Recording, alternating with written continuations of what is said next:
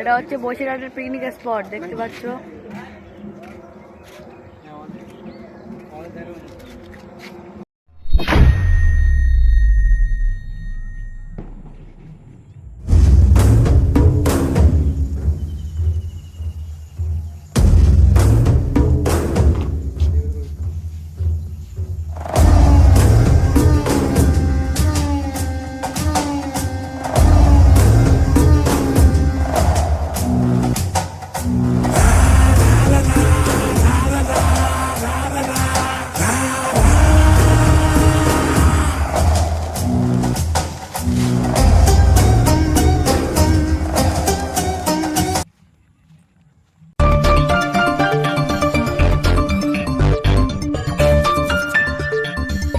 তো hey guys, একটা নতুন ব্লগে তোমাদেরকে স্বাগত।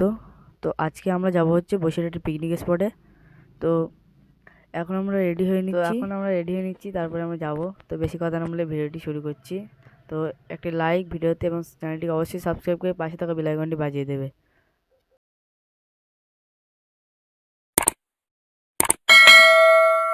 তো এখন আমরা উঠে গেছি ট্রেনে। তো ট্রেনে গিয়েছি আমাদের গন্তব্য স্টেশন থেকে। আমরা এখন যাবো ভ্যাবলা পর্যন্ত ট্রেনে করে। তো চলো আমরা এখন ট্রেনে ভিউ দেখতে দেখতে আমরা বাড়ি পর্যন্ত যাই। চারিদিকে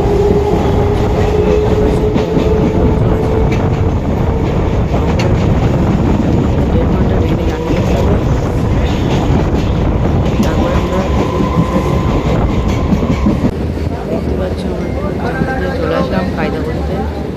আমাদের বেশি তো সময় বাকি নেই, বাড়ি আছে। তারপরে আমরা চলে যাবো, তারপর ওখান থেকে আমরা যাবো। তো আমরা এখন ভ্যাবলা স্টেশন থেকে নেমে উঠে গেছি টোটোয়।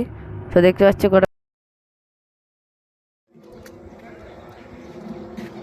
এটা হচ্ছে বসিরহাটের পিকনিক স্পট, দেখতে পাচ্ছ।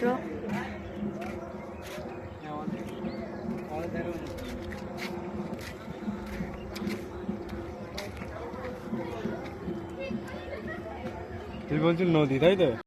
তো দেখতে পাচ্ছ আমরা পিকনিক স্পটে ঢুকে গিয়েছি। চারিদিকের ভিউ দেখছো, দুই সাইডে জলকার মতো, আর চারি সাইডে তাঁবুর মতো করা। দেখতে পাচ্ছ সামনে একটা তাঁবু, আমরা এই তাঁবুর মধ্যে আছি। তো সামনের ভিউটা দেখতে পাচ্ছি, একদম অসাম ভিউ, জলকারের ভিউ। আর এখানে বেশি লোকজন নেই, যখন জানুয়ারি মাসটা অনেক লোক আসে এখানে। তো চলো আমরা এখন সামনের দিকে যাই এগিয়ে। তো দেখতে পাচ্ছ এই জায়গাটা পুরো ফাঁকা যখন এখানে জানুয়ারি মাস পড়ে। তো আমরা সামনের দিকে যাচ্ছি, দেখতে পাচ্ছি ছোট ছোট গাছপালা অনেক, আর আকাশের মেঘটাও খুব সুন্দর। আর ওখানে হচ্ছে সেই ব্রিজ, সেখান দিয়ে আসতে হয়। আর চারিদিকে লোকজন খুবই কম, বিশেষ করে জানুয়ারি মাসটা এখানে লোক আসে অনেকে পিকনিক করার জন্য। এই জায়গাটা খুব ভালো পিকনিকের জন্য। তো এই ছিল আজকের এই ভিডিও। তো দেখা হচ্ছে আবার নেক্সট ব্লগে। ততক্ষণ সবাইকে টাটা।